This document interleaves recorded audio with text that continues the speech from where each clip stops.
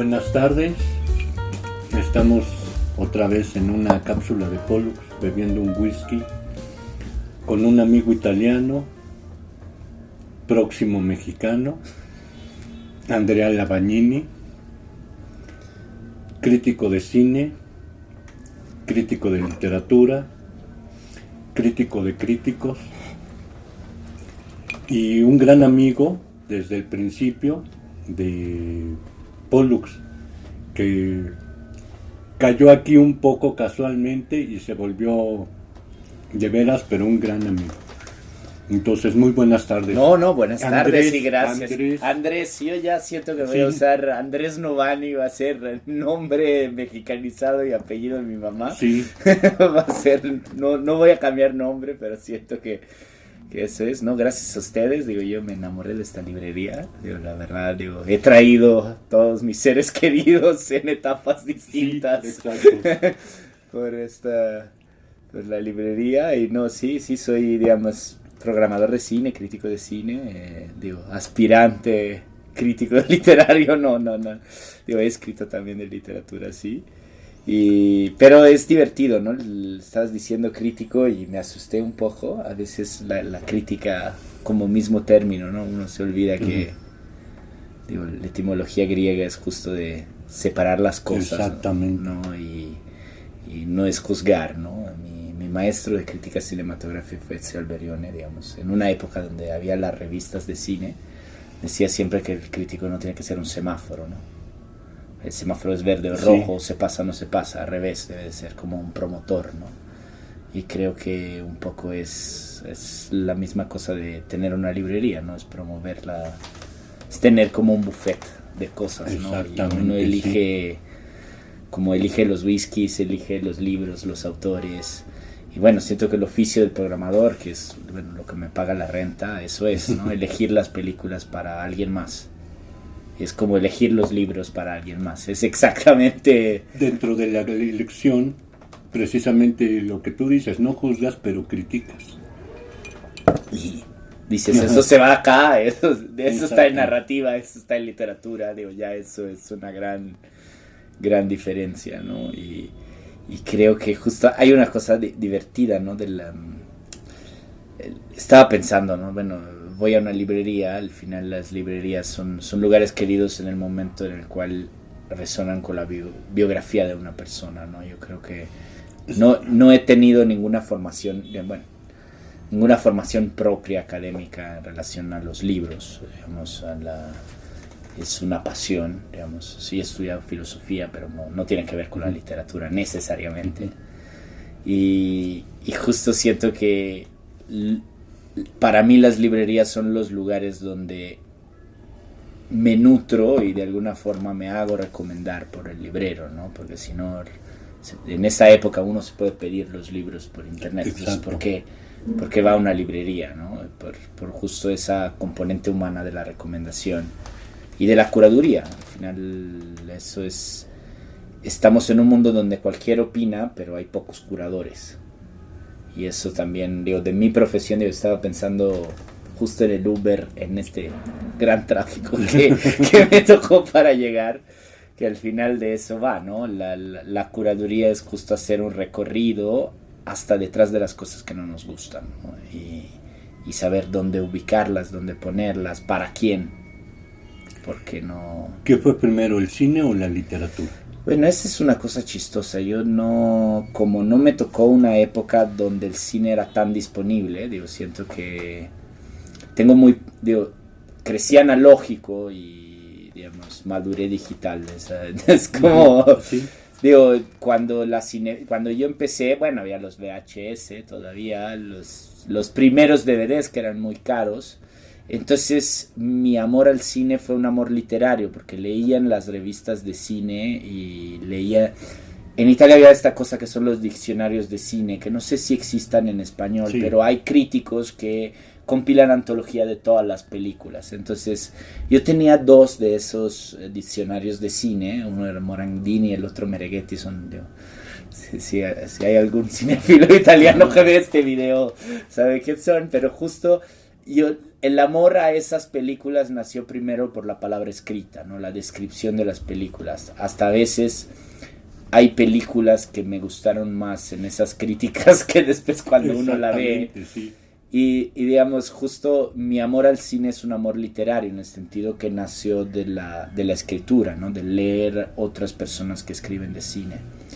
Y es una cosa interesante. Ahora estoy teniendo un amor raro, como al opuesto. Hay muchos autores literarios que yo leo porque de alguna forma tocaron autores cinematográficos que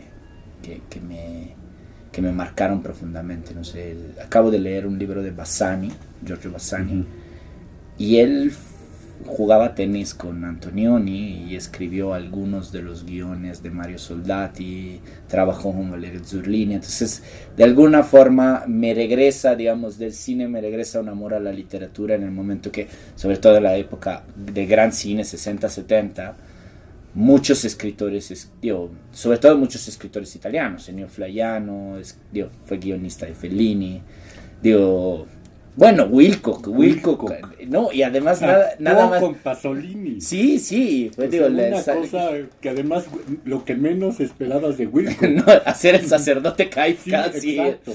Y justo hay una cosa, que yo siento, veo muchas películas, ¿no? Entonces hay una saturación de la imagen donde cuando termino de trabajar no puedo ver otra cosa, ¿no? Digamos, no voy a disfrutar otra película. Si he visto 6 películas, estoy ahora trabajando en el mañana tengo, digamos, doy asesorías en el Festival de Santiago de Chile. Entonces, digamos, hemos visto, no sé, con la otra asesora de esta sesión, hemos visto 54 películas en las últimas 3 semanas. Entonces, uno la última cosa que quiere cuando termina de trabajar es ver una película, ¿no? Entonces, de alguna forma para mí la literatura es un arte de descanso, porque es un arte de descanso del sentido de la vista cinematográfica, ¿no? Entonces, hay una forma donde intento que el cine me regrese algo a nivel literario. Y también donde busco en literatura algo que no se puede volver cine. Creo que en esta intermedialidad donde ahora nos encontramos, donde los cómics, los libros, las series, las películas son todas como vasos comunicantes, no sé si se diga así en está español. Muy bien, sí. Siento que justo lo propiamente literario, lo propiamente gráfico de un cómic, lo propiamente cinematográfico es lo que voy buscando, porque ya todo es tan líquido que justo nadie puede adaptar a Wilcock o a Centuria de Manganelli. Exacto. Nadie los puede volver ni un cortometraje, digamos, porque son propiamente literarios. Al mismo tiempo. Y son muy interioristas, o sea, ni siquiera un interiorismo, no que se estudia Antonioni y tal, sino completamente intelectuales, o sea. No, y hay una cosa de la frase escrita, justo, ¿no? Pienso el mini cuento de Monterroso, que seguramente voy a citar mal, ¿no? Cuando se despertó el dinosaurio seguía ahí. Digamos, de alguna forma no se puede materializar en cine. Y eso también, hay una cosa que creo que para mí es muy importante. El amor a la literatura hispana, sobre todo a la literatura latinoamericana, viene de lo no cinematográfico de la literatura. De lo imaginífico, pero no cinematográfico, digamos. Cortázar, a pesar que Antonioni haya intentado hacerlo, es lo menos cinematográfico, porque, digamos, la misma estructura de la paradoja literaria no se puede transponer en imagen, porque es en lo propio de la frase, ¿no? De la construcción de la frase, de la equivocación de sujeto y predicato, ¿no? Que genera algo imaginario. Es ahí donde no se puede transmutar en cine, ¿no? Y eso... Aunque hay un Cortázar que sí, ¿no? De Casa Tomada, por ejemplo. Sí. Que creo yo a veces hasta tiene como una técnica cinematográfica en ese cuento, por ejemplo. Sí. Esa cosa de la focalización es muy cinematográfica, totalmente. Si Casa Tomada, sí. Pero, por ejemplo, ¿cómo se llama eso de los conejitos? Que a mí me encanta, siempre de El cortar. del hombre que vomita Que conejos. vomita conejos, Sí. ahora no. Yo tampoco recuerdo. Sí. Pero eso, por ejemplo, es muy interesante porque en la página escrita tiene un sentido. Si nosotros ponemos una toma donde hay alguien que se saca un conejo, ya se vuelve grotesco, ya se vuelve de género. Exactamente, sí. Y pierde esa ternura que tiene el cuento. Entonces yo siento que el cine de alguna forma me curó, bueno, es un término impropio, pero me curó de este mid-cult, ¿no? Digamos, de toda la literatura que es muy narrativa. Uh-huh. Y me ha llevado, más veo cine, más cuando busco un libro, busco algo que no me puede dar que sea una más lírico. Sí. Y de hecho yo creo que va a llegar un momento donde me voy a acercar a la poesía, triste. Digo, no sé, soy muy poco buen lector. No es que no me gusta, yo siento que como el teatro, yo no tengo una educación que me ha permitido apreciar o leer poesía desde chico. Entonces, de alguna forma, mi acercamiento es un acercamiento de la edad adulta, ¿no? Entonces, siento que lo natural, por ejemplo, la poesía en prosa sí me gusta mucho. Uh-huh. Digamos, un cierto tipo de poesía muy lidio. Digo, desde Rimbaud a Dino Campana es un tipo de poesía que leo. Y, de más verso libre. Sí. No, y que también tiene como un formato, digo, hasta abriendo la página, uh-huh. Digo, el verso en sí, digo, no sé, tiene algo que me aleja, pero creo que es justo. Regresamos al punto, para mí la relación con la literatura es una relación con la autobiografía. Entonces los libros que yo leo son por las personas que he encontrado. Entonces de alguna forma no he tenido ese acercamiento a la poesía, porque chance no he encontrado todavía personas que me hayan hecho resonar un cierto tipo de poesía. Y para mí eso es fundamental. Siento que el cariño que le tengo a los libros es también el cariño que tengo a las personas que me han recomendado los libros. Y no significa reducir la pasión literaria a un puro acontecimiento biográfico, pero también siento lo opuesto, que las personas que me interesan de alguna forma tienen una profundidad que se refleja en sus gustos literarios, ¿no?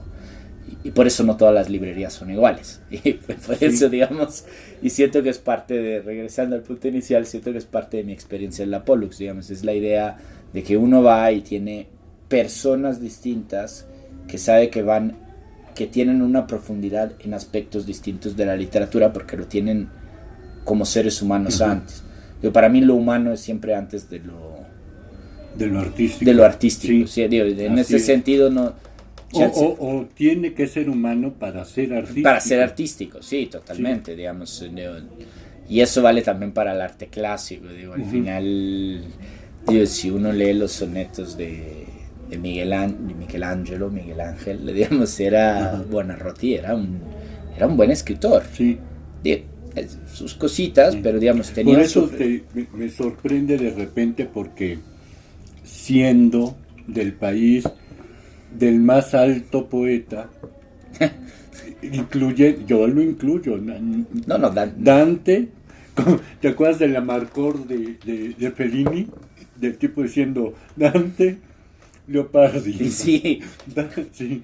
No, bueno. Pero sí, es ahora sí que... Digo, también esa es una cosa interesante, el italiano es el único idioma que yo sepa que nace, es una especie de esperanto al final, es un idioma que de alguna forma nace por exigencias poéticas. Digo, es un idioma que no se hablaba, pero que de alguna forma se desarrolló, por supuesto a partir del volgare toscano, que era el idioma que se hablaba en Florencia, pero que de alguna forma se hegemoniza como idioma a partir del idioma literario. Digo, entre el italiano literario y el italiano idioma oficial pasan 500 años. Y eso sí, digamos, es muy grave de mi parte que sea poco lector de poesía, no significa que no leo poesía, pero la leo con cierta vergüenza. Por ejemplo, Dante sí, porque bueno, lo he leído mucho, me ha tocado la suerte de, en esta pandemia, de dar clases, de 2020, dar clases de literatura italiana. Uh-huh.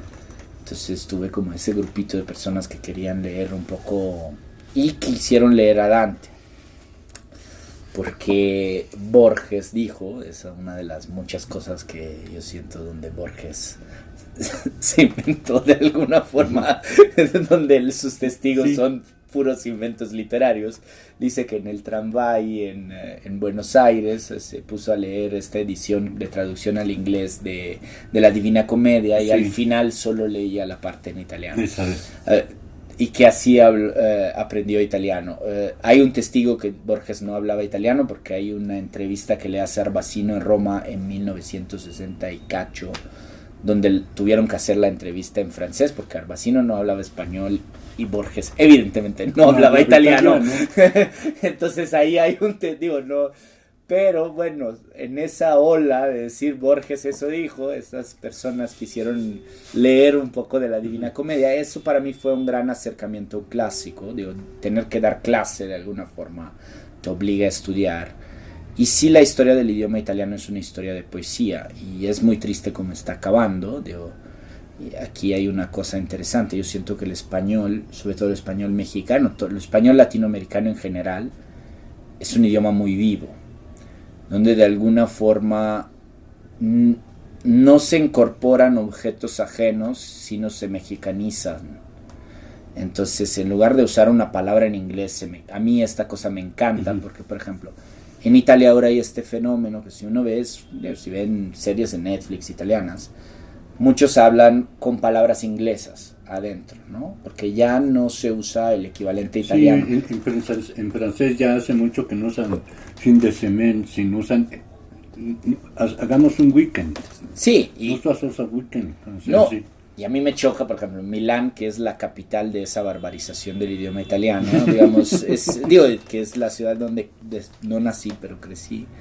Digamos, a veces se habla de food para decir la gastronomía. Digo, hay un término tan lindo de origen latina, además, para describir la industria gastronómica que para qué hablar de food and beverage. Digo, me parece muy, muy bárbaro, digo, sin ofensa para el inglés, pero siento que al revés, el mexicano tiene esa capacidad, el español mexicano, el español latinoamericano en general, pero México por cercanía a Estados Unidos, tiene esta capacidad de asimilar palabras y de volverlas verbos o cambiarle de lugar. Aprendiendo el español en México, porque yo llegué sin hablar una palabra de español, y hay esa cosa de las etimologías, ¿no? Uno dice de dónde vienen las cosas, ¿no? Y chambear, al principio a mí chamba, pues sí. Y viene del inglés, digo, el working chamber, a donde iban los campesinos que se pasaban la frontera para, digamos, ir a trabajar del otro lado, digamos, en Estados Unidos. Entonces se iban a la working chamber para agarrar el trabajo. Entonces me voy a la chamber, me voy a la chamba, voy a chambear, y ya es un verbo y ya el inglés perdió, ¿no? En esa guerra de culturas yo siento que el español está... La cultura mexicana está ganando una fuerza, digo, hasta lingüística, pero muy marcada. Siento que en ese sentido es un poco una época donde es el gusto mexicano, el gusto del español mexicano también a nivel lingüístico va a ser un gusto dominante. Digamos, en esta...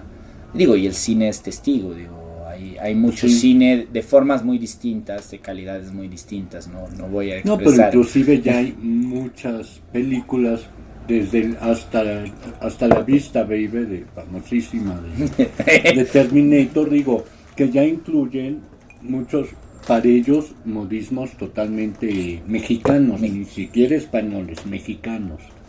No, y hay, por ejemplo, ahora, yo creo... El sabor de la literatura contemporánea, y yo creo, digamos, sobre todo en Estados Unidos, siento que hay algunas expresiones de los temas, no sé, me impresionó leer de un libro que acaba de salir de una escritora australiana de origen italiano que se llama Marilis Gachopo, creo, que es como se llama Motherlands.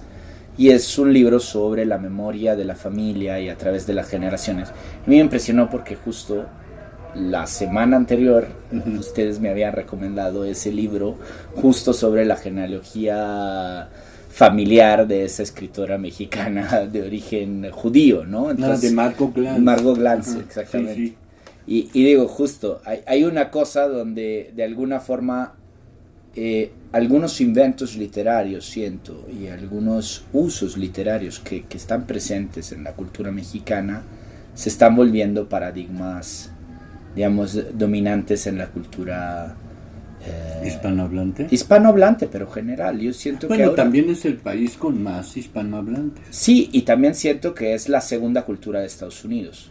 Que sigue, y Estados Unidos es el segundo país con más hispanohablantes. Sí, no, digo, hay más mexicanos en Los Ángeles, creo que en Guadalajara, sí, o algo así.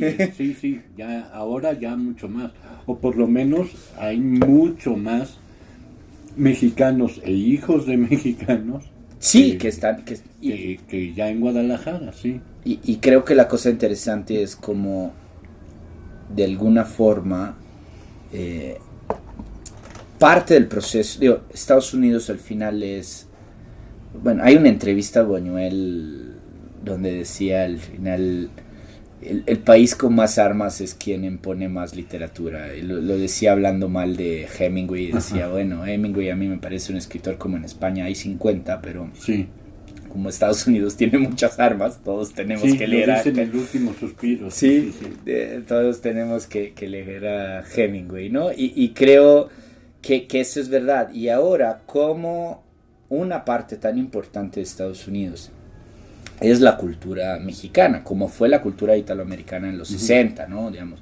Y yo pienso sobre todo al cine. Como la generación de la nueva Hollywood no se puede pensar sin sus raíces italianas, ¿no? Coppola, Scorsese.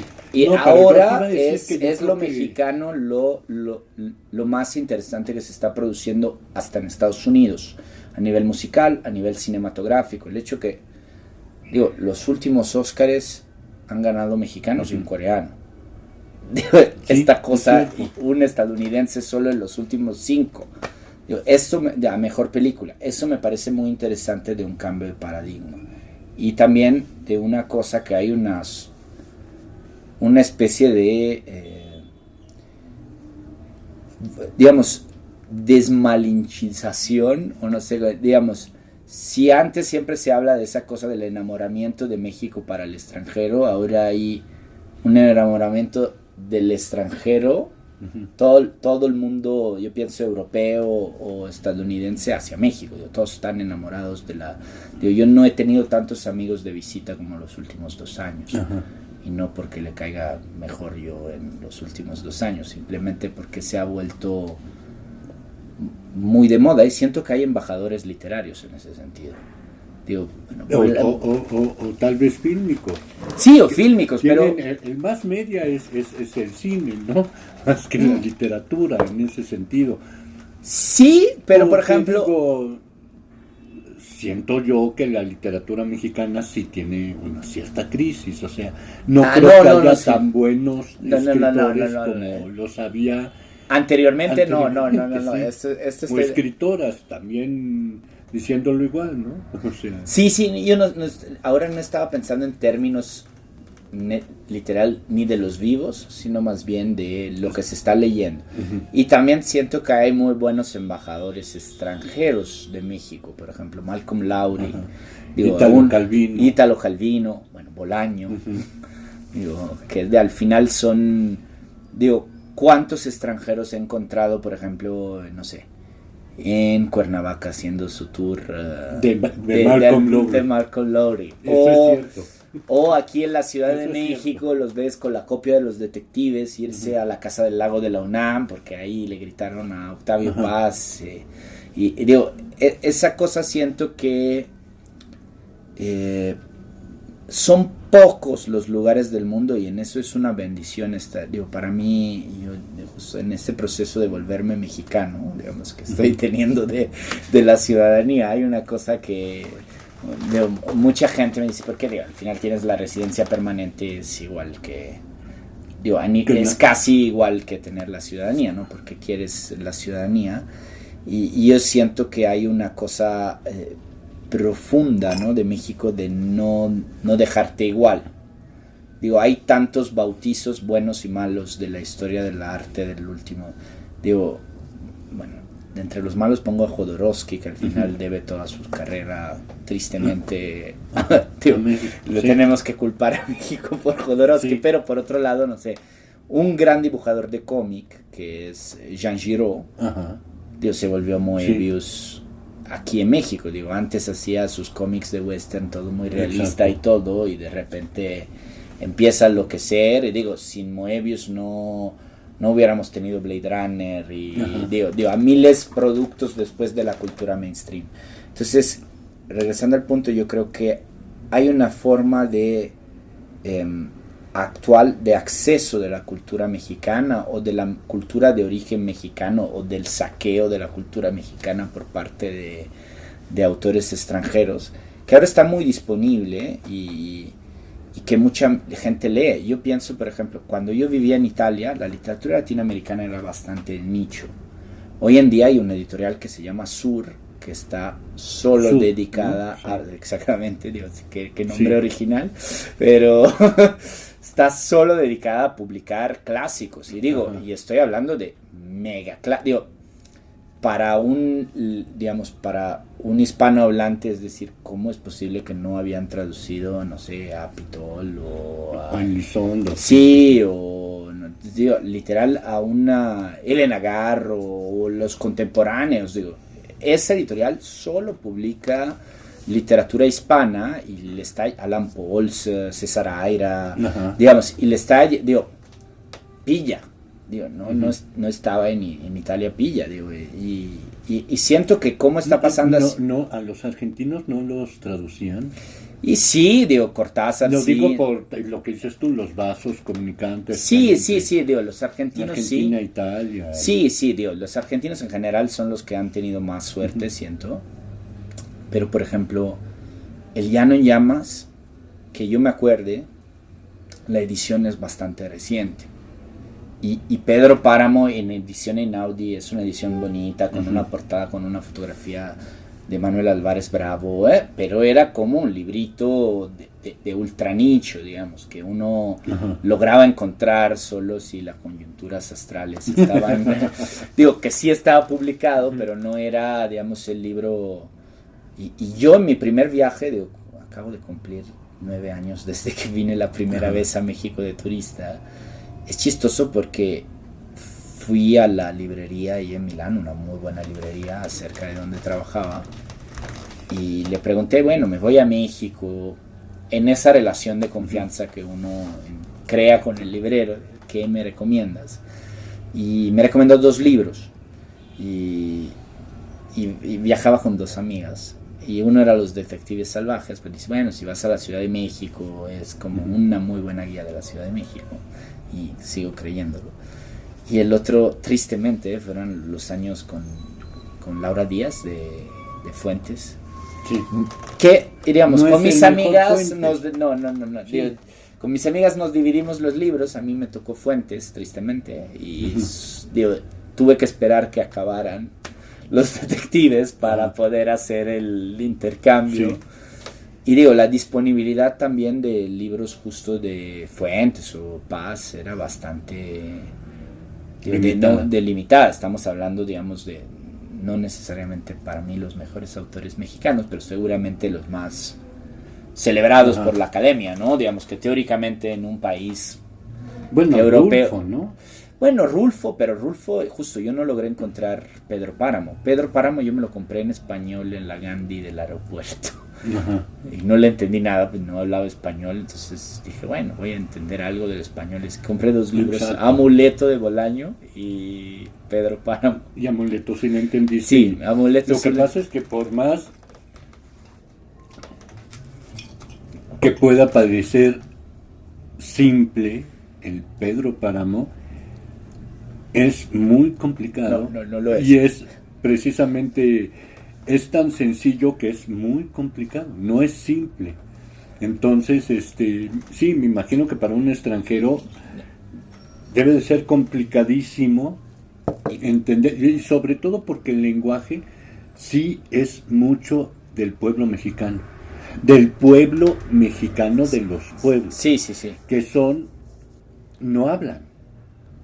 No. Sufren y hablan muy poco. Sí, sí, es muy áspero. Calvino dice, mucho hablando del mexicano, dice, tienen una ira contenida desde hace siglos que no te hablan. Puedo. Sí. Y puedo suscribir lo que dice Calvino totalmente.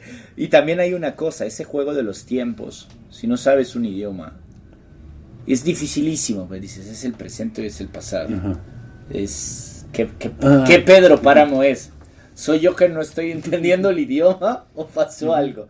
Entonces, sí, digamos, esa esa magia, digamos que tiene texto, sí. Sí, no, y digo, sí, yo sí puedo, y hay esa cosa, eso es verdad, ¿no? Eso que estabas diciendo de Calvino, justo, que puedo suscribirlo mañana siempre. Hay una cosa hermosa y muy difícil del cambiar cultura, ¿no? Que de repente las cosas que en un lado te parecen, justo, el enojo en Italia se ve, ¿no? Porque gritamos todo el tiempo, sí. Bueno, como ya verán, mi amigo Arturo dice siempre que si me cortan las manos me quedo mudo, pero digamos, hay un uso de las manos muy evidente, pero y en el llegar a México hay códigos totalmente distintos, ¿no? Y entonces esta, a veces asperidad, síntesis.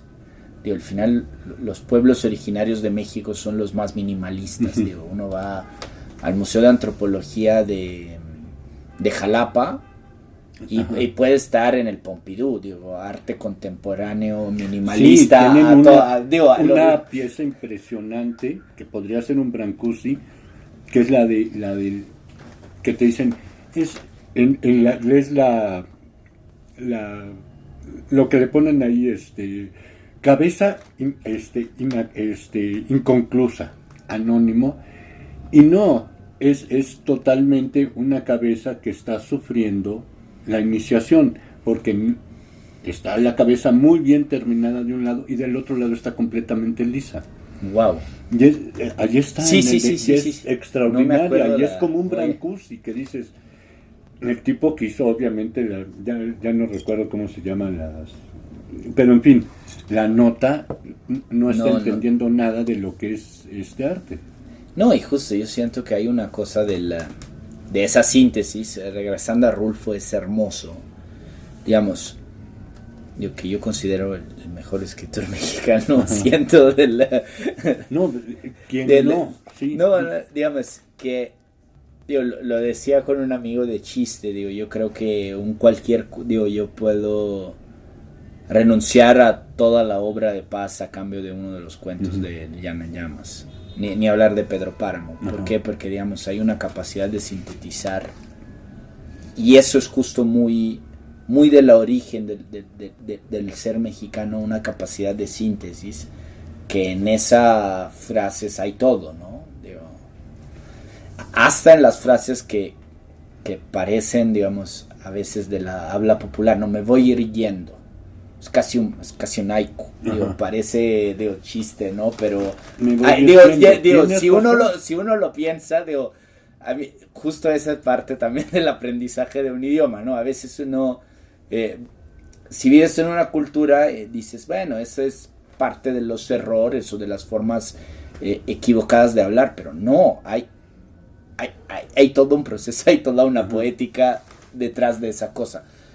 Pero es que además hay muchos españoles mexicanos, porque no sé si hayas viajado a frontera o lo que sea, pero la gente de frontera te dice, ya vienes de regreso, y es mucho el you came back, o sea, ya vienes de regreso, o sea, en lugar de decir ya regresaste, ya vienes de regreso. O sea, bueno, simplemente regresé, o sea, no. O el busco y no lo busco de los yucatecos, famoso. No, yo tengo un intercambio casi bretoniano en Mercado Libre, hablando de eso, con el uso del verbo ocupar. Para mí ocupar es tener una cosa, yo pensaba, digamos, en ese vocabulario impropio de las traducciones que uno se hace. Bueno, ocupar un espacio significa estar en un espacio. Entonces, si yo ocupo una cosa, para mí significaba automáticamente que tenía una cosa, ¿no? Entonces, yo estaba buscando esa cosa en Mercado Libre. Entonces digo, bueno, ¿cuál es el precio? Y esta persona me contesta, bueno, el precio lo haces tú. Yo no entendía por qué el precio lo tenía que hacer yo. Entonces empezamos un intercambio medio surrealista, donde yo pensé que era 1 kilo de bayas de enebro. Esos kilos de bayas de enebro lo tuviera él, y él pensaba que lo tuviera yo, porque él decía, ocupo 1 kilo de bayas de enebro. Entonces yo daba por hecho que el señor tenía su kilo de bayas de enebro. Porque digo, si ocupas una cosa, para mí por supuesto, significaba tenerla. Exactamente. Y fue una conversación larguísima, hasta que por supuesto no me insultó el señor. Entonces entendí que ocupar en el norte o en algunas zonas significa necesitar. Sí, necesito bayas de enebro. Y no, yo estaba buscando, entonces pensé que ocupaba en el sentido que los usaba en su vida diaria, o que los tenía ahí en su casa. Y eso también dice justo el plurilingüismo del español mexicano, ¿no? Más allá de los acentos y todo, pero justo esa cosa de los anglismos en la frontera, pero los anglismos traducidos, mexicanizados, porque ni siquiera hispanizados, mexicanizados. Ya vienen de regreso. Ya regresamos, no venimos, ya regresamos. Pero, y esa es la riqueza. Hay algo, bueno, raramente uso el término, pero hay algo poético, ¿no?, en esas expresiones, porque creo que de alguna forma hay una magia que sí, en ese... A veces y eso Rulfo lo logra volver una magia de verdad, ¿no?, en Pedro Páramo. Pero hay justo una especie de paradoja del idioma, ¿no? Eso me voy yendo, del uso del gerundio, que a veces parece equivocado, pero al mismo tiempo, si uno lo analiza, hay casi una poesía detrás, ¿no? Sí. Por supuesto, después, para volverla a la página, esa síntesis, esa paradoja, esas formas a veces equivocadas de hablar se tienen que transformar. Ibarbengoitia, por el otro lado, lo vuelve, ¿no?, totalmente surreal en el sentido humorístico del término, ¿no? Pero creo que esta riqueza es muy rara. Y regresa a una cosa que me parece interesante. Aprender a leer en otro idioma, digamos, de una forma en la cual se vuelve al final casi un idioma maternal. Hay dos cosas, ¿no? Por un lado hay una forma de traición al idioma original, ¿no? Y a la forma yo siento que uno es un lector distinto en cada idioma en el cual lee, ¿no? Porque busca y lee cosas diferentes. Por ejemplo, yo siempre he sido un lector de literatura fantástica, seguramente desde niño. Aquí hay unos Adelphis, y digamos, Calasso tiene sus joyitas para niños y adolescentes en la Adelphi, que es una editorial, digamos, italiana, que no fundó Calasso, pero bueno, Calasso fue el gran animador literario de toda la... Y por ejemplo, bueno, para mí los primeros libros fueron justo El Hobbit, no sé, Siddhartha de Hermann Hesse, que todos son como libritos de Adelphi, de esa, como esto, como la más bella editorial italiana, comercial. Sí, comercial, pero muy bueno. No, me refiero yo comercial, pero la más bella. Como podrías decir aquí en su momento, Ciruela, ¿no? Ciruela, sí. O Anagrama, no, además Anagrama tiene esas portadas que no no me gustan. Adelphi tiene esa cosa bonita y bueno, él tiene, mucha literatura fantástica para niños y adolescentes que están en Adelphi. Y me impresionó porque al final yo en italiano soy también un lector de mucha literatura realista.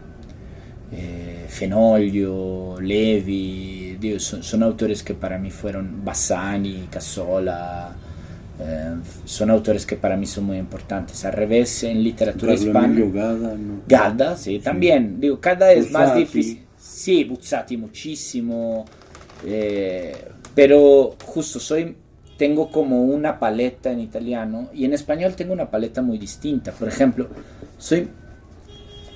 como llegué en una temporada distinta de mi vida, por ejemplo, empecé a buscar muchísimas mujeres escritoras en español. Ujú. Yo siento que soy mucho menos machista como lector español de lo que soy. Digo, todos somos como hombres en parte machistas, digo. Sí. Pero digamos, lo soy mucho menos como lector en español. Por ejemplo, leo mucho escritoras jóvenes. O sea, Mónica Ojeda, Samantha Schweblin, Liliana Colanzi, Mariana Enríquez, son todas escritoras. Ya sé, yo no leo, no sé por qué, pero es interesante cómo uno cambia según da del idioma. Pero no sé decir un número tan amplio de escritoras contemporáneas en italiano. Puede ser porque la industria italiana narrativa es como muy todavía cerrada hacia las mujeres. Sí, yo siento que sí. En general, la historia de la literatura italiana, por cómo la enseñan en la escuela, es bueno, porque hay grandes... Pero... María Messina, que para mí es una de las mejores escritoras italianas, yo la descubrí muy adulto y por total casualidad, porque Leonardo Sciascia escribió un ensayo sobre ella. Es una escritora del principio del siglo XIX y es una de las más grandes joyas literarias italianas. Sí. Y bueno, en Italia no te la... Tío, nadie te habla de ella y digamos, si tú la lees al lado de un Moravia, no tiene nada que 100 años antes, ¿no? Sí, muchos años antes. Bueno, sí. O de un Svevo o de un Tozzi, digo, para pensar más en esa época. Pero sí Bueno, Svevo es un gran escritor, pero digamos, a mí me impresiona que, digamos, en el discurso literario italiano, en las escuelas, excepto, bueno, Talia Ginsburg, por supuesto, y Elsa Morante, de segunda mitad del siglo XX, no hay una investigación sobre... No te enseñan escritoras, a pesar que haya una riqueza. Muchas poetas, bueno, ahí te creo, ¿no? Pero de repente, a lo mejor porque acá nos llegaba otra dimensión, o de mujeres que se iban y tal y traían a poetas, pero ahorita se me van los nombres. Una famosísima que se volvió loca, la Pozzi, Antonia Pozzi. Y otra, que acabó precisamente en un manicomio, en fin, pero... bueno, Elsa Morante también, por ser un poco la pareja de Luis Aragón, ¿no? Bueno, también, digamos, ahí siento que hay una cosa que también es un estilo literario... Y que es muy buena escritora. Sí, pero es muy neutra, digamos. Siento que, digo, a diferencia, por ejemplo, de otras escritoras, siento que hay... no soy la persona indicada para hacer ese discurso, pero siento que es una literatura muy al estilo de la literatura que se estaba escribiendo en ese momento. Por ejemplo, la Ginsburg es mucho más de una perspectiva de género, que después es estúpido, porque también... Justamente un escritor, digamos, de un escritor nunca hablamos de una perspectiva de género masculino, a pesar que, digamos, para regresar a Bolaño, mi gran amor, es una perspectiva 100% masculina, mega como, digo, mega teenager literario, con esa cosa muy, muy machina de alguna forma, buena, pero... Sí la tiene, ¿no? Y en ningún momento nosotros tomamos la distancia y decimos, eso es un escritor con una perspectiva de género masculino. Ese discurso lo hacemos mucho hacia las mujeres, pero para no desviarme en territorios a mí ajenos, digamos, a mí me impresiona, digamos, que hay se leen muy pocas escritoras en italiano en general, mientras será porque la literatura mexicana le debe a una mujer. Sor Juana Onés, digo, de alguna forma es la gran madre de los poetas mexicanos, digamos, esa cosa de alguna forma cambia la manera, digo, la literatura italiana empieza con una trinidad de escritores masculinos, en el caso de Boccaccio muy masculinos y con una evidente tendencia muy machista. Muy machista, misógina. una ajenación de la mujer, Sí, ¿no? Esa sí, cosa, Beatrice, Fiammetta, Laura, Sí. son como objetos, digo, al final. Bueno, pero no, bueno. Sí, bueno, el punto objetos de vista poéticos. de Dante o de Petrarca es muy de Bueno, es de su elevación, época, pero sí. digamos, Y Petrarca es de una absoluta así pedestre, por Sí. decirlo de alguna manera, ¿no? pero siento que justo en eso sí hay una gran diferencia en ser lector, porque cuando habitas un nuevo idioma, cambias tu perspectiva, y en eso a mí me interesa mucho como mi sensibilidad de lector cambia, ¿no? Y es absurdo porque hay algo muy irracional, muy subcutáneo en esa forma de leer, donde de repente en un idioma estás naturalmente más acostumbrado por alguna otra razón a leer de una perspectiva distinta, y a lo mejor en tu idioma maternal no, ¿no? Y hay una búsqueda distinta de voces.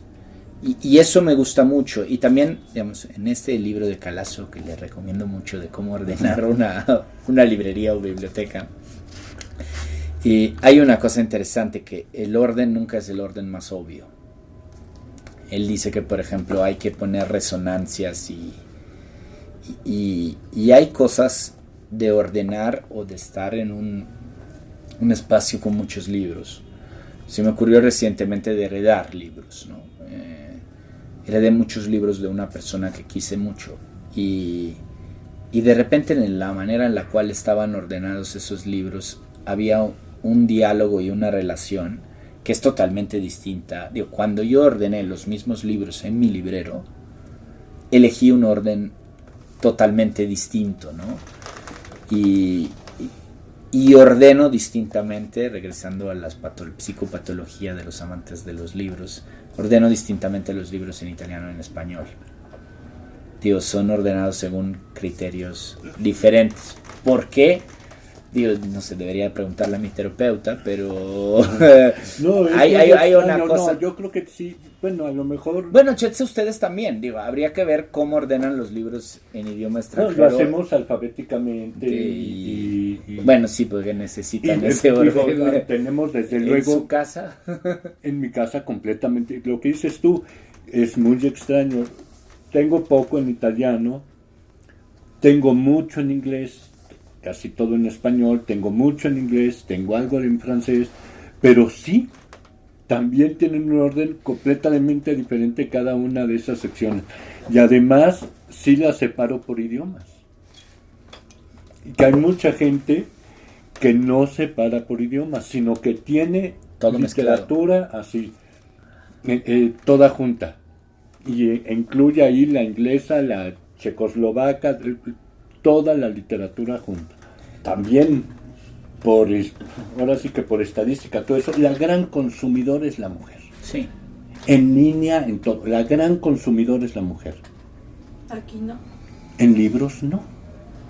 Y por ejemplo, había una editora que entrevistamos a principios de año que nos decía es que no necesariamente la mujer tiene que comprar el libro. A lo mejor puede conseguir PDF, copias de la amiga, en la escuela le compartieron. No, pero bueno. No, pero te das cuenta. Pero son los que más las decir, compran más libros. Las mujeres compran más libros. Eso en el mercado mundial.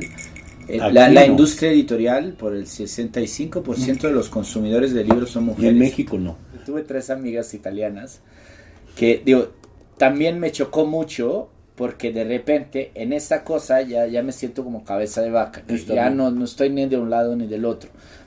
Como Bernal Díaz del Castillo. Sí, que no sé si se puede traducir en me cagan de un lado y del otro. Digo, sí. ya no aguanto ni los nuevos ni los viejos. Digo, fue horrible para mí porque, digamos, fue un tour con 3 amigas queridas y de repente te encuentras en esa cerrarse de la mente europea hacia la diversidad muy dura, digamos. Gastronómicamente es como hablarle a un niño, ¿no? Eso no lo como y eso no lo como. Son insectos. Están ricos. Digo, la cosa absurda de tomarse un mezcal en el Bósforo, digo que aquí una mezcalería muy buena del centro, digo, ya un poquito gentrificada, pero maltratan tanto a la gente que no hay tantos turistas. Sí. Y digo, mezcal es naranja y sal de gusano, ¿no? Y de repente dicen, ay, ¿qué es esta cosa deliciosa? No, sal de chapulín. O sal de chapulín, sal de de gusano. gusano, si igual, quieres, sí. uno le dice, bueno, es sal con insectos.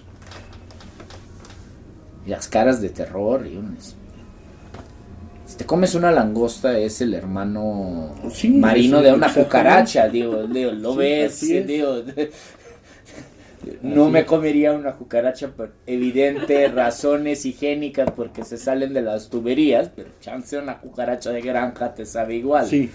Yo comí tarántulas en Camboya solo porque vi a un cambodiano que se estaba disfrutando tanto su tarántula que dije, bueno, Lo tengo que probar. ¿no? sí, digo, Y aquí en México se las comen también. sí, ¿no? Y Y los aquí- escorpiones. Sí. los escorpiones, ¿no? Y hay cosas deliciosas y siento que en ese sentido hay una cosa del paradigma conquistador que es un trabajo quitarse, yo lo digo todos los días, digo, para mí mismo, ¿no? Digo que a veces uno dice, te dices que una cosa es mejor, pero sin pensarlo realmente, ¿no? Digamos, y en estudiar Mesoamérica, me clavé muchísimo en Mesoamérica para esta...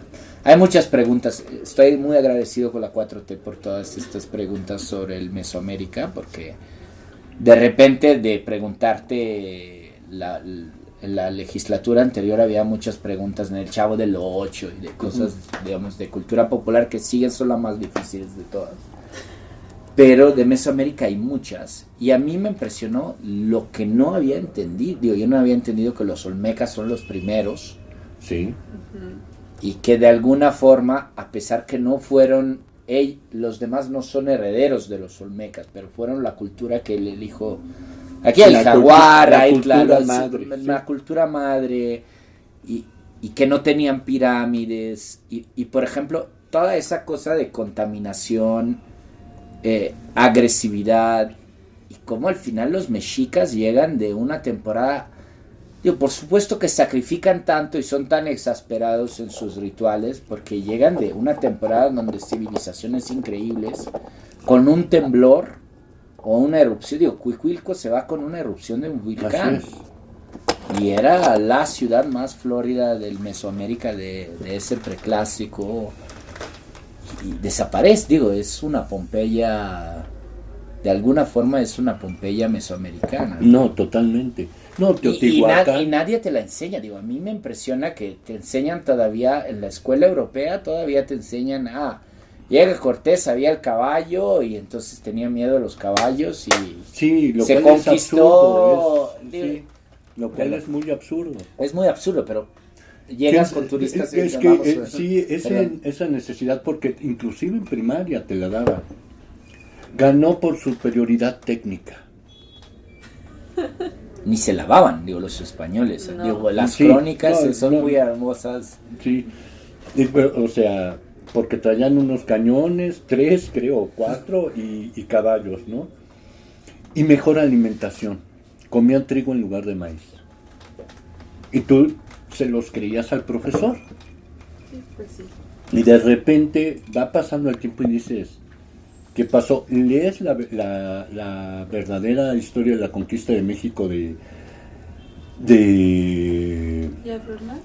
de Bernal Díaz del Castillo, y el tipo más bien dice, tuvimos mucha suerte y un gran político.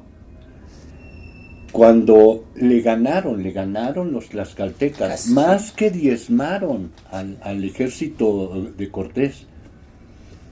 Ya estaban preparando una segunda, pero sí se quedaron, bueno, estos tienen cañones, ¿qué tanto les hicimos daño? En fin, muchas cosas, pero más que diezmaron, quedaban muy pocos.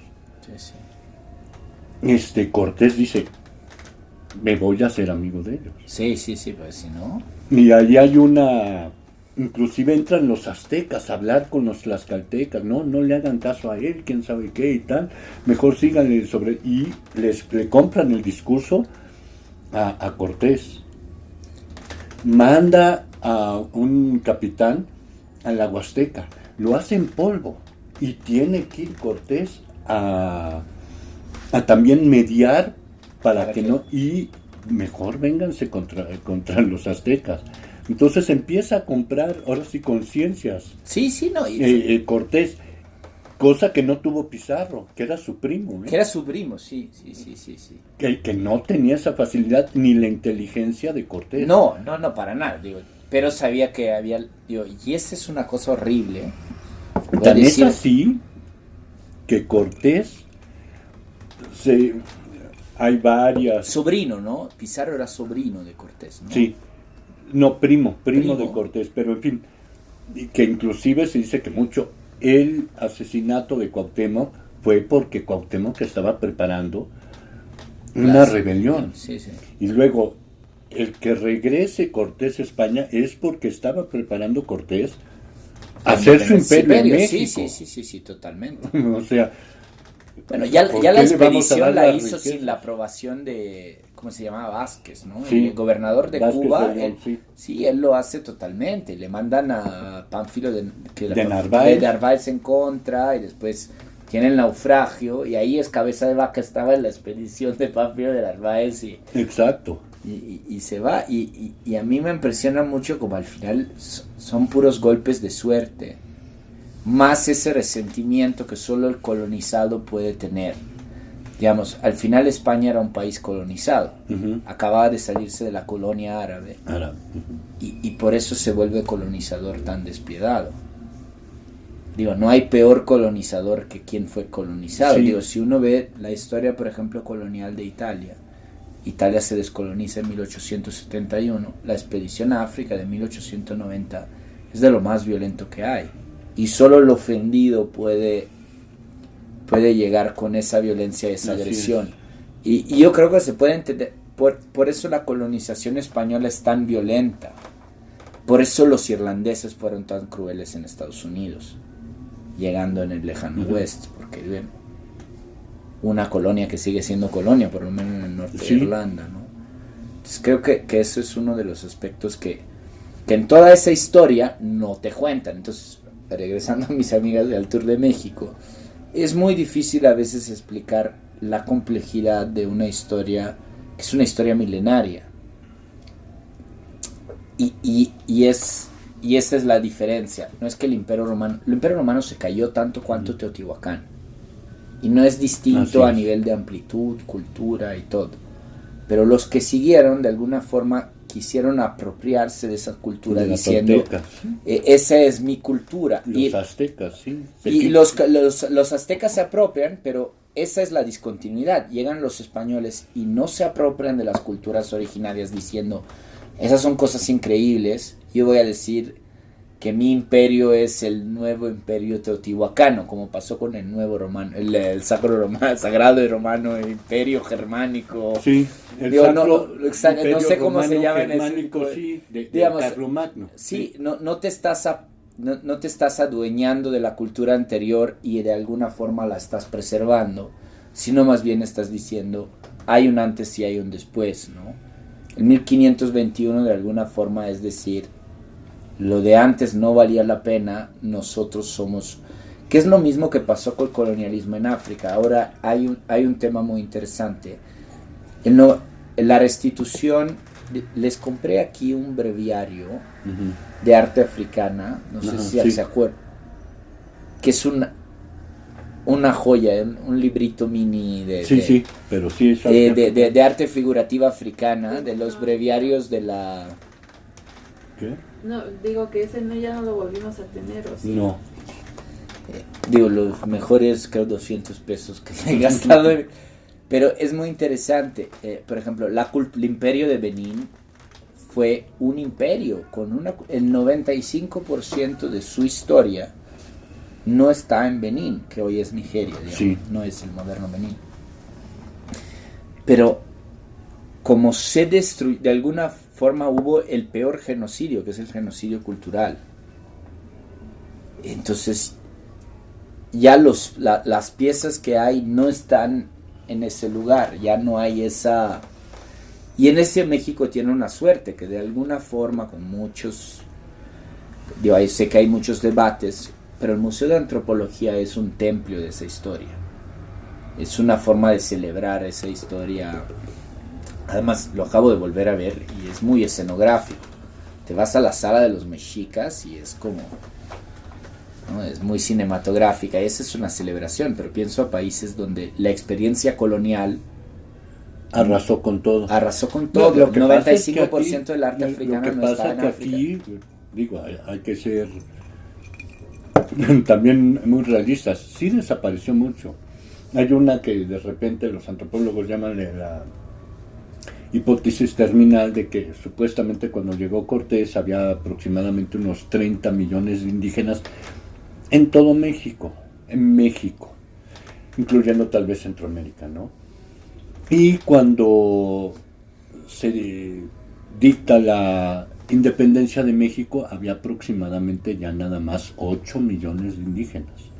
Casi todos ya muy separados y la mayoría ya eran mestizos. Sí. Los que hacen la independencia son mestizos y criollos. Y criollos, sí. Mientras la Criollos. conquista lo hacen los... Que es lo que dicen mucho, ¿no? La conquista la hicieron los indígenas, la independencia la hacen los españoles, ¿no? Los criollos. Pero lo más fácil para los españoles en ese momento, en primera, no queremos Venecia, porque en Venecia no puede haber caballos. Vamos a desecar el lago, vamos a irlo haciendo. Entonces agarraban las piedritas e iban poniéndolas así para ir llenando de tierra todo lo que era el lago. No, y también eran muy malos navegadores. Esa es una cosa interesante. En todo el mundo, todo el mundo latinoamericano, excepto Veracruz, chance, pero no hay grandes puertos en la Latinoamérica hispanófona. Vamos a la Latinoamérica portuguesófona, ¿cómo se dice? Portugués hablante. Bueno, sí, portohablante. Portohablante. Todas las ciudades son ciudades. Salvador de Bahía, Río de Janeiro, Florianópolis, Belém do Pará, son todos puertos.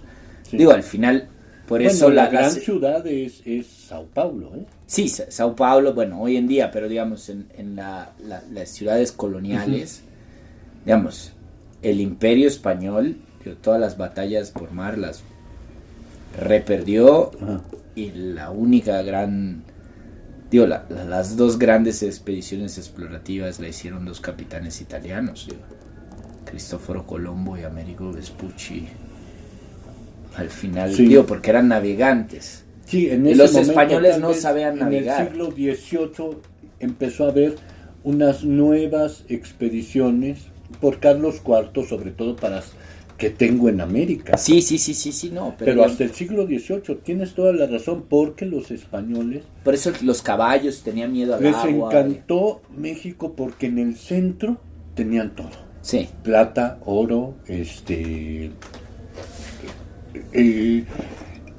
una de las maravillas que les dio el Nuevo Mundo en México. No maten a los indios. Son humanos, decía Bartolomé de las Casas, saben trabajar la tierra. Sí. Cosa que muy pocas culturas lo sabían hacer. Sabían hacer, sí. Entonces tenemos a gente que nos trabaje la tierra, que nos dé el maíz, empezaron a traer el trigo, que nos cuiden a las vacas, todo eso.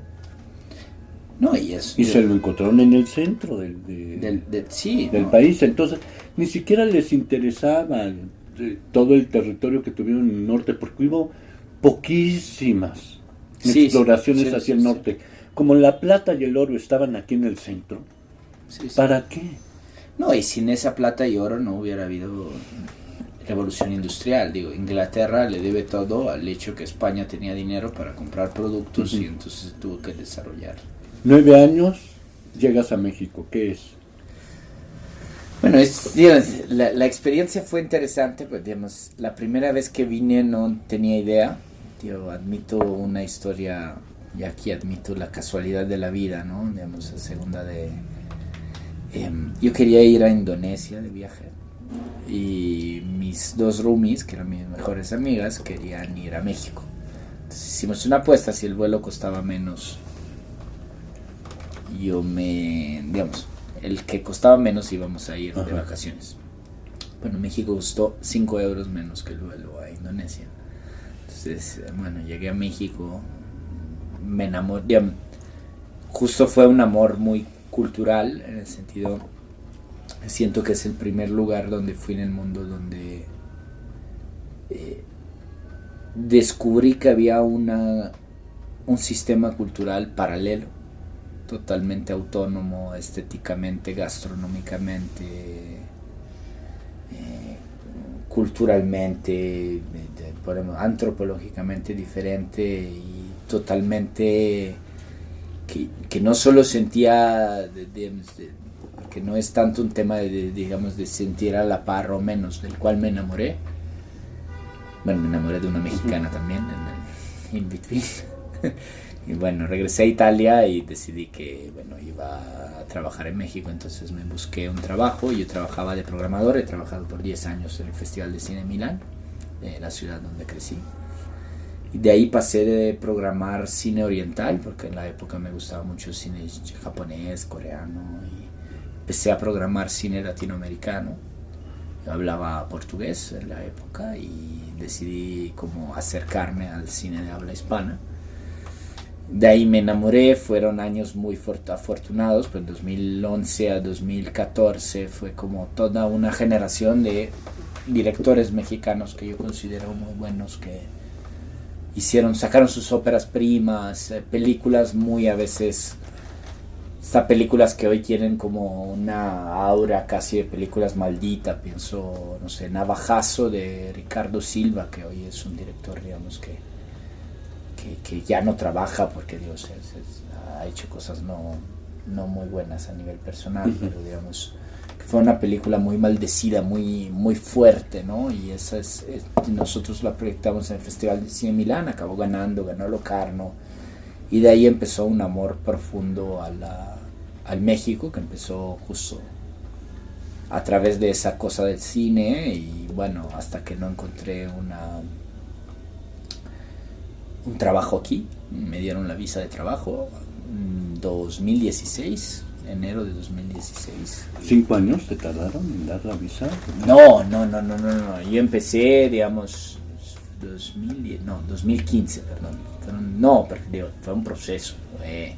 No sabía si quedarte. Tenía un trabajo bueno en Milán y, digamos, mi novia en aquel entonces estaba viviendo, para estar en el chisme, estaba viviendo en Europa, entonces era más fácil eso. Cuando ella se quiso regresar a México, y me fui buscando un trabajo, y bueno, ahí en el momento que conseguí trabajo en la Ciudad de México, para una productora de cine, Alebrije, que es digamos, Mónica Lozano, que es una gran productora mexicana, fue la empresa donde fui a trabajar. Y entonces empecé a llegar a México. Digo, la entrevista de trabajo, yo no hablaba español, entonces me aprendí como esos videojuegos donde los personajes saben como sus líneas, y entonces le vas hablando y te dicen sus líneas, y yo sabía como 25 preguntas de trabajo, y yo tenía todas las respuestas, y no importaba cuál fuera la pregunta. Sí, exacto. Yo me iba a una de mis respuestas ya hechas, como: hola, soy Andrea, soy un programador de cine. Y de todo era así. Pero bueno, al final tenía un CV decente, entonces empecé a trabajar aquí y aprendí el español. Y para mí, por ejemplo, yo digo dos cosas. Yo tuve un español, aprendí el español gracias a dos mundos. Uno es el mundo justo literario, las únicas personas, porque al final cuando hablas mal español en un medio donde la gente sabe hablar inglés o francés o italiano, te acaban hablando en el otro idioma. Entonces, si yo hablo español mal y hablo con una persona que sabe hablar inglés, a los 10 segundos te habla en inglés, ¿no? Por eso hay tantos extranjeros que no saben hablar español. Entonces, para mí, yo tenía un aprendizaje pasivo del español a través de los libros en español, y activo a través de los choferes de Uber, que tiene muchas ganas de hablar en el No había tráfico. tanto Uber en el 2015. Bueno, los taxis, Los taxis. Ahí era aprendes todo, los taxis. Bueno, El dije los taxista Uber. que aprendes más, el taxista callejero. No, y además había esa cosa que a mí me encantaba, digo, ya con el COVID no pasa, pero que te podías subir a los taxis de más personas. Ujú. Digo, había los puestos de taxi donde podías subir con un desconocido, Sí. o no sé, chancelo, yo lo hacía, pero Ujú. no, digo, Sí, un no, taxi sí, colectivo. Sí. O también las combis, y digo, tomaba mucho también el transporte público y era una forma de interactuar, ¿no? Entonces era muy interesante esa bipolaridad entre un español muy literario, ¿no? No sé, muy hasta muy Elevado, sí. elevado, y de repente Y el coloquial. el coloquial muy... ¿Qué Digo, te pasa, güerito? Sí, ¿no? Y hay una cosa, digo, todavía, digamos, todo el doble sentido, que es una Ujú. parte tan importante El del albur. albur, que es una parte tan importante de la comicidad y del humor mexicano. Digo, barbaridades, todo el mundo se ríe, digo, sobre todo en el contexto donde creo que, y ahí es una cosa muy interesante, donde hay es muy literario.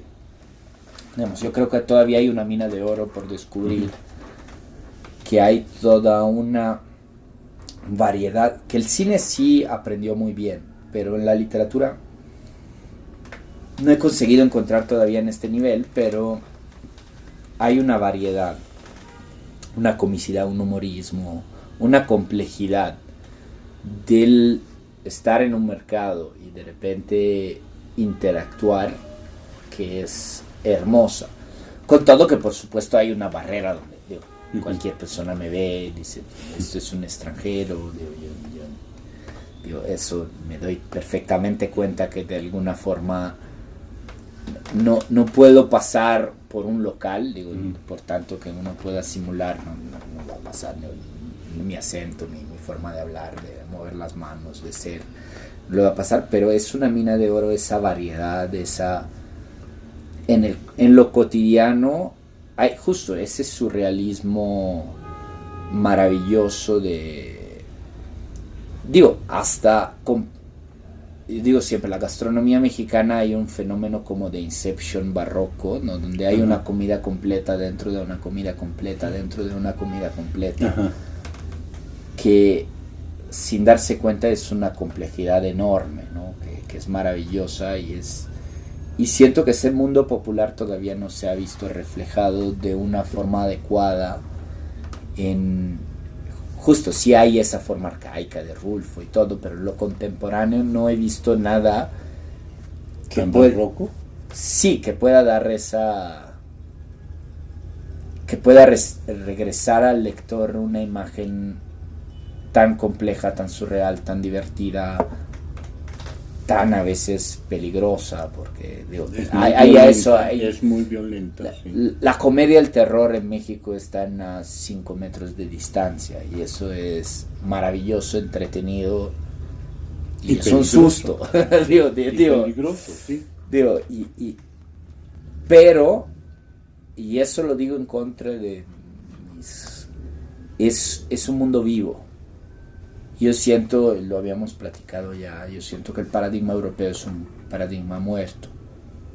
De alguna forma, estoy pensando imaginariamente, prefiero pensar en la idea que si tuviera un hijo, cosa que probablemente por temas anagráficos ya, quién sabe si va a pasar, pero digamos, prefiriera que creciera aquí que no en Europa. ¿Por qué? Porque hay un estímulo aquí a cada esquina. No siempre es un estímulo en positivo, digamos. Pero en ese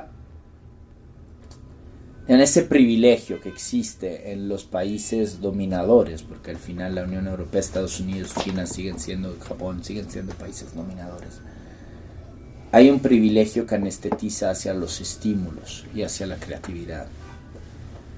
Y eso yo lo veo mucho, la civilización mexicana, es un mundo vivo donde, vas a ver en cada puesto de tacos hay un invento, ¿no? Que es el invento del señor de ese tipo de tacos. De tipo de tacos. Y de sí, salsa, la esquina de los chilaquiles, que yo le tengo mucho cariño. En la Condesa. En la Condesa, es una señora que se inventó una cosa que alguien puede pensar que sea bárbara. Pero, que al final son 3 comidas completas en el mismo.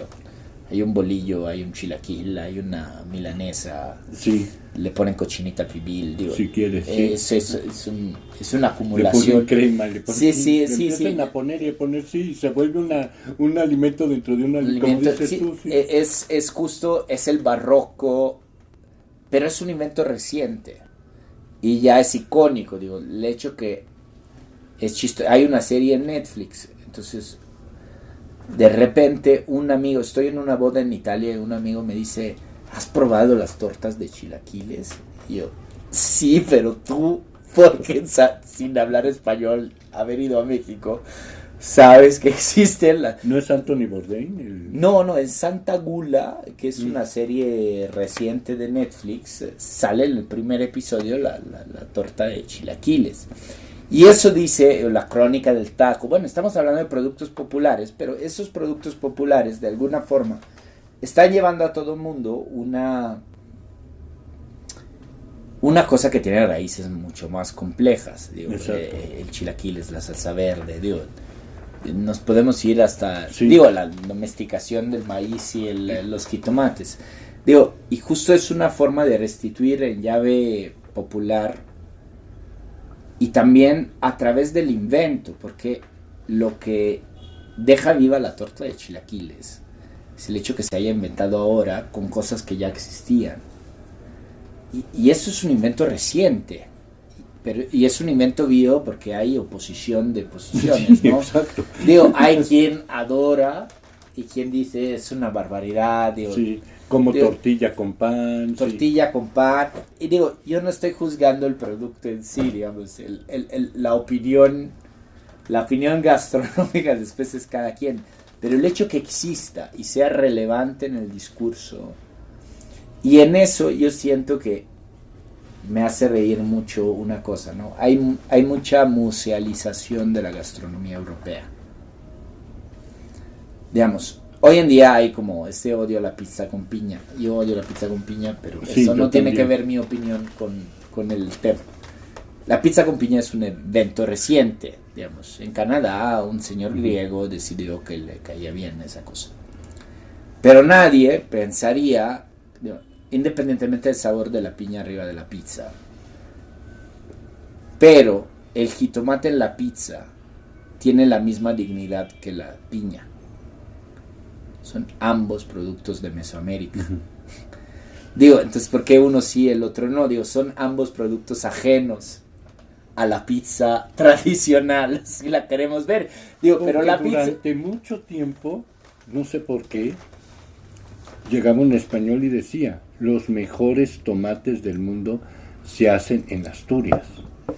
O llegaba el italiano, no, el mejor tomate del mundo es el italiano. Sí. Pero no. Y no sabían que el jitomate es mesoamericano. Sí. El mejor chocolate del mundo es el suizo. Que no es verdad. No es cierto, el mejor chocolate del mundo es el belga, el italiano. No. Y el chocolate... Ecuador, Colombia, México. México. Tabasco, porque al fin y al cabo el cacao te lo traían de Ecuador. Fue una cuestión, pero industrializarlo, sí lo hicieron los aztecas, por ejemplo. Sí. Y en eso te puedes... las calabazas, los zucchini, están apreciados en Italia, pero es un producto mesoamericano.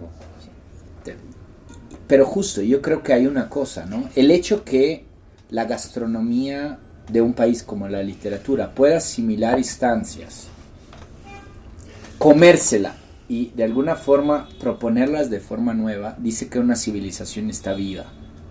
Y en ese sentido siento que una civilización está muerta en el momento en el cual, y literariamente es también, no logra asimilar, sino tiene que separar. Entonces, en lugar que sea una forma de llega el elemento ajeno, yo lo asimilo y lo vuelvo mío, se vuelve yo tengo que separar las cosas porque ya no logro asimilarla. Yo siento cuando una civilización está al término, es cuando ya no logra volver suyo. Entonces, regresando al tema, Italia en el siglo XIX era muy dinámica, porque le llega el jitomate y de repente dicen, bueno, nosotros hacemos un pan bajo con mozzarella, le ponemos jitomate, esta es la pizza. Y no, mientras México tiene esta capacidad de asimilar todo, hasta el producto industrial. Yo sé que los dorilocos son un tema. La pizza con piña, pero mi mamá nos enseñó a comer la pizza con aguacate. Wow. Y es otro nivel. Sí, no, seguramente. Porque decía ella, es una torta. Sí, no, y también digo, harina, jitomate, digo, aguacate, pues, sí, si me ve algún amigo italiano me van a quitar el pasaporte, pero siento que al final eso dice de un dinamismo. Regresando a lo literario, a mí me impresiona que hoy en día el español, justo en la época de Wilcock, ¿por qué lo quiero tanto? Wilcock llega de Argentina y se va a escribir en italiano, porque en ese momento el italiano era un idioma dominante a nivel literario. Había mucha traducción, había mucha tradición, y era un ambiente estimulante a nivel... Sí. Digo, sé que si lo pensamos hoy con todas las herramientas de la crítica literaria, uno dice, bueno, pero él estaba en el grupo de Sur, Borges, Bioy Casares, pero si pensamos al paradigma de lo que era la Roma de los 60, era el diseño, la arquitectura, la moda, había miles de cosas que estaban pasando en ese momento, el cine, entre ellas, no solo el cine italiano, sino también el cine que se estaba grabando. Entonces, pues, digo, Wilcock en ese paso del océano, en ese brinco del océano, abandona algo para encontrar algo nuevo, ¿no? Y encontrar un idioma que a él le interesa mucho. Hay un italiano muy arcaico en cómo escribe Wilcock. El libro dei Mostri, que con lo stetoscopio dei solitari, a mí me parece, bueno, la sinagoga de Iconoclasti también, pero bueno, lo estetoscopio, el libro dei Mostri tienen una cosa muy interesante. Mezclan lo hipercontemporáneo, como de producto de supermercado, con lo hiperarcaico, dantesco y antiguo. Y eso era lo que estaba pasando en ese momento. Ahora, yo creo mucho que esto está pasando de este lado del océano, está pasando hoy en día. Hay una evolución y una capacidad de incorporar elementos y antropológicamente, por eso el ejemplo de la gastronomía. Incorporas todo y entonces vuelve todo muy actual. Digamos, Yuri Herrera, por ejemplo, ¿no? Incorporas la ciencia ficción, pero también de la ciencia ficción muy gringa, muy estadounidense, y la mezclas con tu idioma, tu manera de ver, tu paradoja, tus idiosincrasias culturales.